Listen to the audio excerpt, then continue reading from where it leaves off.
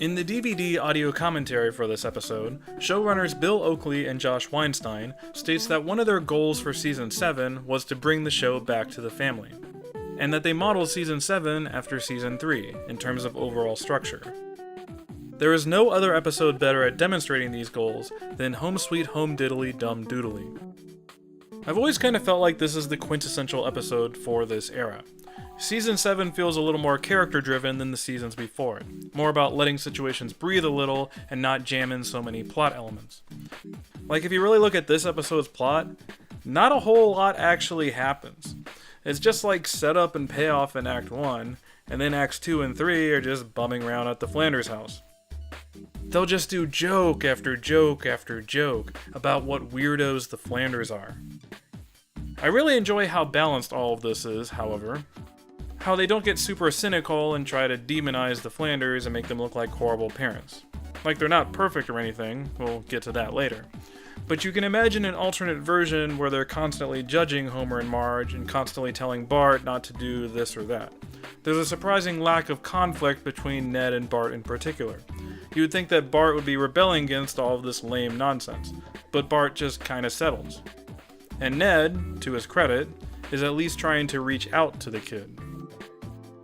I gotta say that Rod and Todd is the highlight of this stuff for me though. Their complete enthusiasm over everything is so infectious. I actually kind of care which Bible Ned picks out, just because they're so darn eager about it. Bullgate it is.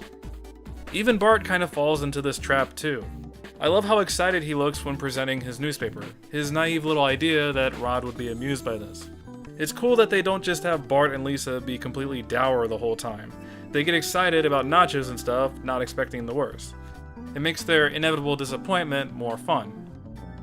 That being said, Bart and Lisa do get kicked around a decent amount in this. Maybe that's why it feels like they don't have any agency. Even in Act 1, the world just kind of beats up on them and sets up the big misunderstanding.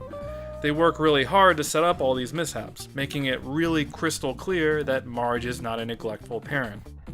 The entire opening scene basically exists to remind us that Marge is basically a rock star when it comes to parenting. You notice how the entire world has to conspire against Marge to get her to break. Think about what caused her downfalls in Homer Alone or Marge in Chains. A lot has to be going against her to get her to fail. Homer? It barely takes a gust of wind for him to screw up. But the show is really careful about how it portrays Marge, and this episode is a prime example of that. I go back and forth a little with the Child Protective Services people, just because they are such total wet blankets. We get a lot of this dynamic with the Flanders family later. It's just like, enough of these square characters. It's starting to look like a Minecraft Let's Play. But at the same time, these guys get some of the best lines of the episode. He delivers every line with such bland and earnest conviction. I can't believe that I'm saying this, but I think this episode might be too down to earth for its own good. I personally tend to get more grumpy when the show is going off the rails and being stupid, wacky, and nonsensical, but I think this one needs a shot of wacky somewhere. Maybe wackier social workers, maybe a wackier situation at the Flanders house, maybe Homer and Marge go somewhere silly in Act 1. This just strikes me as an extremely sober experience. I love how emotional it gets, and how it gives Marge and Homer their moments of truly missing the kids. It also gives Bart and Lisa this same moment. There's a lot of heart in this episode. It just feels a little light on the big, broad laughs. That joke that just sideswipes you and how weird and random it is. Cape Fear, this definitely isn't. I don't know how fair this criticism is, because what I'm describing is a Season 2 or Season 3 episode. And I tend to defend those seasons to the death. Maybe having Seasons 5 and 6 right before it changes my expectation for this one. Maybe coming right after Radioactive Man just makes it come off that way. I don't know. The funniest stuff is definitely the adult education class. This strikes me as a very Simpsons-y setup, lots of jokes about playing with the side characters. I love how Agnes Skinner brings a photo to remind the audience of who her son is. The whole Cletus and Homer simulation is played perfectly by both of them. It does a nice job demonstrating that Homer is actually trying, while still being ridiculously funny. And Marge's LSD line always kills me. I seriously cannot hear LSD mentioned anymore without me thinking of Marge's love for my son and daughter. Really clever joke. I can just imagine the writer's enthusiasm when they put that one together. Now, can we talk about how messed up it is that Ned Flanders wants to baptize Bart and Lisa? I don't want to get too deep down the religion well, because this differs a bit between denominations, but generally speaking, one's decision to get baptized is usually a big deal for that person. That they accept that this is their core belief system. This is what they truly and deeply believe in. And Flanders is just forcing Bart and Lisa into it, because he just can't deal with it. What's funny about this is that the grossness is presented as really, really low-key. They don't really dwell on the ethics of Flanders basically wanting to baptize other people's children behind their backs. It's obviously not portrayed as a good thing. Marge does call Ned out on this. I'm just a little surprised the episode doesn't beat up Ned's character a little more for this. Ned still kinda comes out of this episode smelling like roses. Is it because Ned means well? His well-meaning demeanor is one of the things we as the audience tends to like most about him. Once again, Bart and Lisa just kinda take the baptism lying down, or standing up. You know what I mean. They take it because the plot kinda needs them to.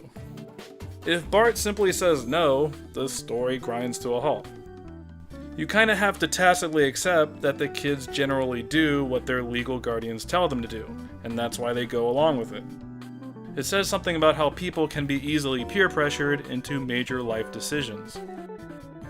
The payoff with Homer is fantastic though. This is the kind of thing I needed a little more of in Acts 1 and 2. I love how the holy water just seems to singe him like acid, and how he flails and flails and flails. Beautiful and hilarious stuff. I also really like that they gave Maggie the final bit in the end. They set up Maggie as the actual stakes of the episode, the actual ticking clock that creates tension. It's nice how they highlight the Maggie and Marge connection that is so real to the series. I will say that this is one of those that really undermines the ending of And Maggie Makes 3, however, because Homer has to be reminded twice that he even has a second daughter. The jokes are fine on an individual level, we don't have to get really continuity heavy with this. It just creates a little cognitive dissonance with the character relationships. Bah, I say. I'll admit that Home Sweet Homediddly-Dum-Doodily isn't one of my top episodes from season 7 or anything. But there still is something here that makes this episode so unique and compelling to the series as a whole. The fact that they went there, that they really took a moment to look at what the family means to each other as a unit. This is The Simpsons at their least combative, a brief little glimpse of the family needing each other without any anger or drama between them. We can direct all of that anger at the Flanders family instead. Thanks for watching.